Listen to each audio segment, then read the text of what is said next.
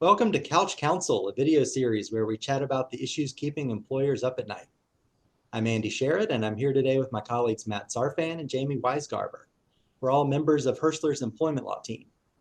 Today's topic is a biggie, the Federal Trade Commission's final rule on non-competes. This is a sweeping rule that would cover most of the businesses in the US, with the exception of a small subset that don't fall within FTC jurisdiction. In a nutshell, the rule does three things.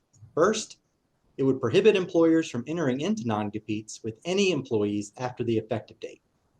Second, it would make existing non-competes with certain limited exceptions unenforceable as of the effective date. And third, it would require employers to give workers notice when their non-competes have become unenforceable under the rule. So, does this mean that folks should go ahead and tear up their non-competes today? Not quite yet.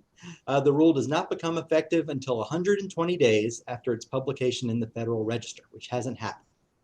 Employers should monitor the FTC website for updates, but we anticipate that the effective date will likely be in early September. But big caveat, the rule's already been subject to legal challenge, and those lawsuits could delay the effective date of the rule or strike it down altogether. So, that's a high-level overview of what the rule would require if it becomes effective, but there are exceptions. Matt, can you tell us about those? Absolutely. There are a couple of exemptions that are probably going to come into play here. The first is that the ban doesn't retroactively apply to non-compete clauses with senior executives.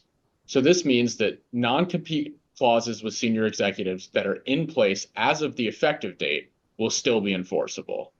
However, after the effective date, even senior executives cannot be required to enter into new non-competes. The definition of senior executive is an employee who is in a policy-making position and whose total compensation the prior year was $151,164.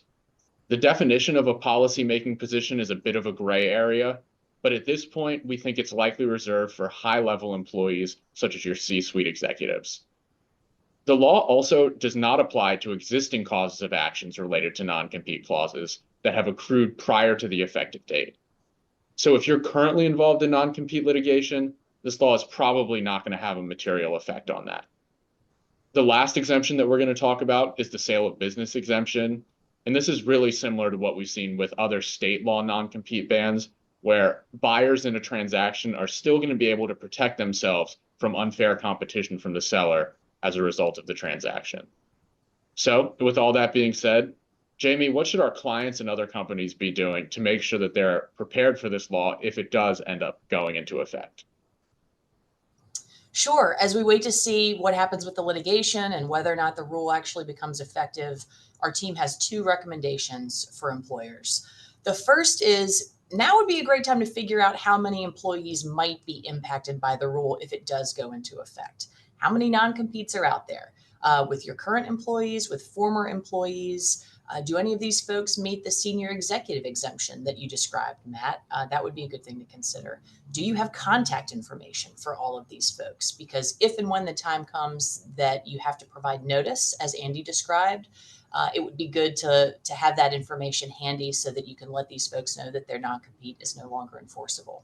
The second recommendation is now would be a really good time to take a look at your current employment agreements.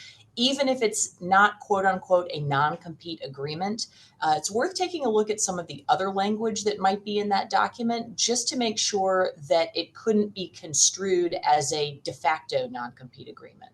For example, you might have a non-solicitation clause or a non-disclosure clause that are pretty broad. And if they are preventing a worker from seeking or obtaining new employment, then that too could be construed as a de facto non-compete and could potentially be deemed unenforceable. So again, good time to take a look at those agreements. And our team is happy to help with that. If you have questions about the language, please reach out to us. We'd be happy to take a look.